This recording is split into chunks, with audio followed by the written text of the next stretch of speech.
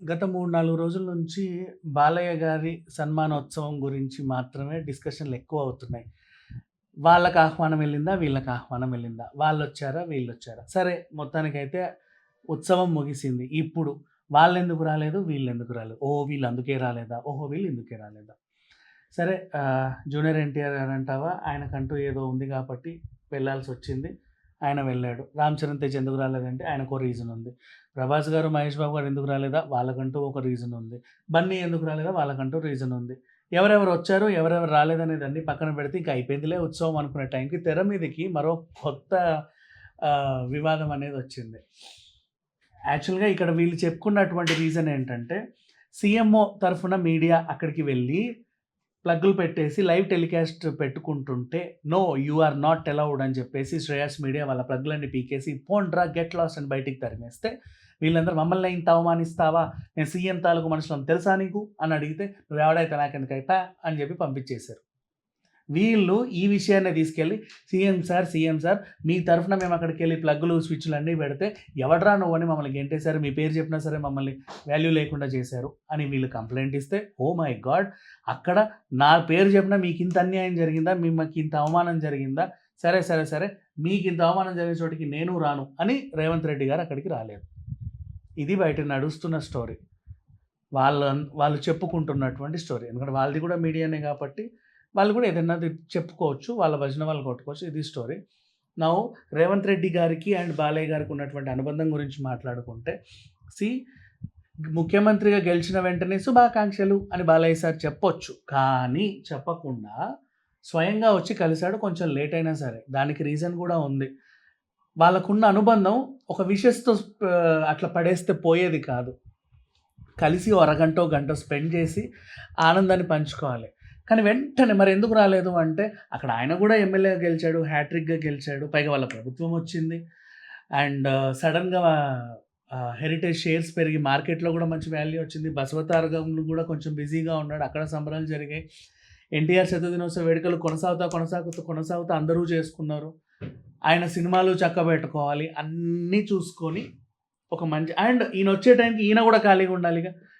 ఈయన డేట్స్ చూసుకొని, ఆయన డేట్స్ చూసుకుంటే ఒక నెలో 40 రోజులు కొంచెం ఆలస్యమైంది. వచ్చారు పుష్పగుచ్చం పట్టుకొని వచ్చి, ఆయన్ని అభినందించి, కాసేపు కూర్చొని, టీ గట్రా తాగి, హ్యాపీగా మాట్లాడుకొని వెళ్లారు. ఇది వీళ్ళిద్దరి మధ్యలో ఉన్నటువంటి అనుబంధం. సేమ్ రేవంత్ రెడ్డి గారు కూడా బాలయ్య గారిని మొన్న నన్ను సన్మానించడానికి వచ్చినప్పుడు, నేను కూడా ఏదో రిటర్న్ గిఫ్ట్ ఇవ్వాలి గదా! అనుకోని వెళ్ళి, ఆయన్నేదో చేసి రావాలి.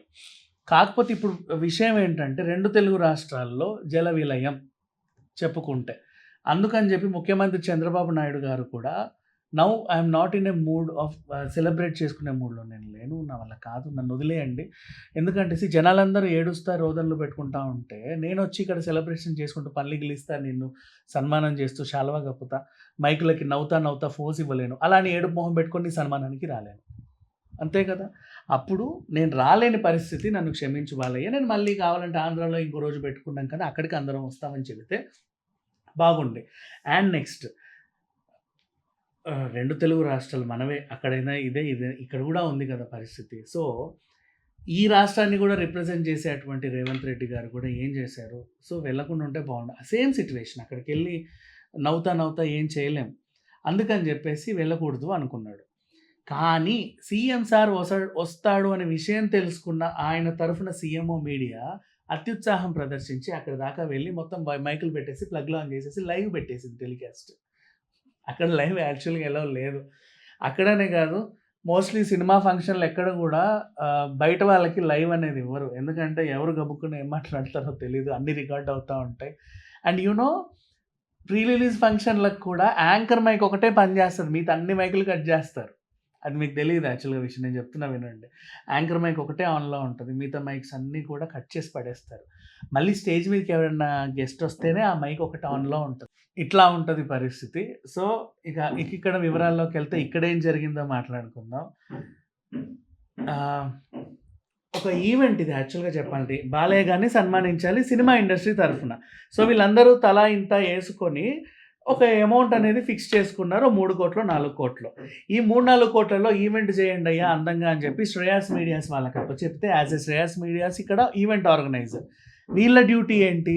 ఆ ఈవెంట్‌ని కమర్షియలైజ్ చేసి, మళ్ళీ ఫండ్స్ రైజ్ చేసి, వీళ్ళకి లాభాలిచ్చి వాళ్ళు కూడా ఎంతో మిగిల్చుకోవాలి. ఇది ఓవరాల్‌గా వీళ్ళు చక్కబెట్టేది.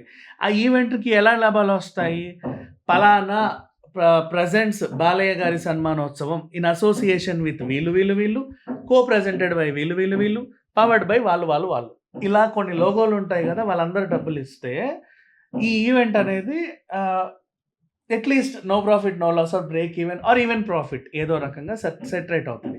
అయినప్పటికీ కొసరు. ఏదంటే ఒక సినిమాని మనం థియేటర్స్‌కి అలాగే ఓటీటీకి అమ్ముకున్నట్టు దీన్ని కూడా ఏం చేస్తారంటే ఈవెంట్ లైవ్ ఒకటి ఏదన్నా ఒక అఫీషియల్ అథెంటిక్ ఛానల్‌కి మాత్రమే ఆఫీషియల్ మీడియా పార్ట్నర్ అని లైవ్ ఇచ్చేస్తారు.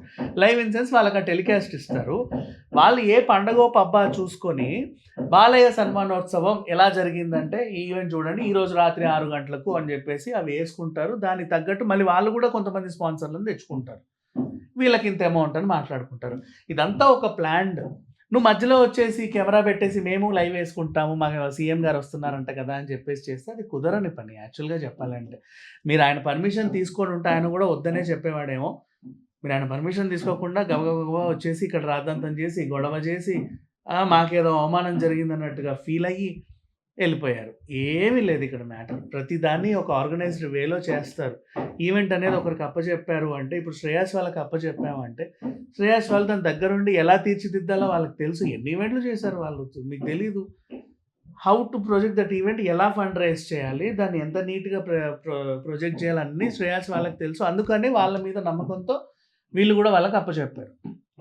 మధ్యలో మనమే దూరి వాళ్ళ చేత తిట్టించుకొని మనం వాళ్ళని తిట్టి పైగా మీరు తిట్టించుకొని మేము సీఎంఓ నుంచి వచ్చాము అని చెబుతా అక్కడికి కూడా తలంపులు తెచ్చారు. చిన్న ఎగ్జాంపుల్ చెప్పనా? ఇప్పుడు ఐపీఎల్ ఉంది ఫర్ ఎగ్జాంపుల్ ఇంటర్నేషనల్ క్రికెట్ లేదా వరల్డ్ కప్ ఉంది. అక్కడికి మేము పీఎంఓ తరఫున వచ్చాము అని చెప్పేసి లైవ్ టెలికాస్ట్ చేసుకుంటామంటే ఊరుకుంటారా? ప్రధాని గారు వస్తే మాత్రం నెవర్ డూ దట్. అంటే దానికే కమర్షియలైజేషన్ డిఫరెంట్‌గా ఉంటది. సో వాటికి కూడా కొన్ని లెక్కలనేవి ఉంటాయి.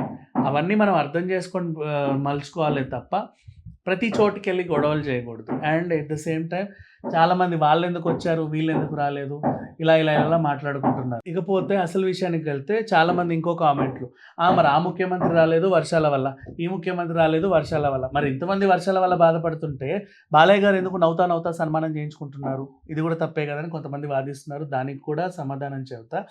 ఇక్కడ జరిగింది ప్రకృతి విలయం, ప్రకృతి వైపరీత్యం అంతే. ఇది మహా అయితే 4 రోజులు ఉంటుంది.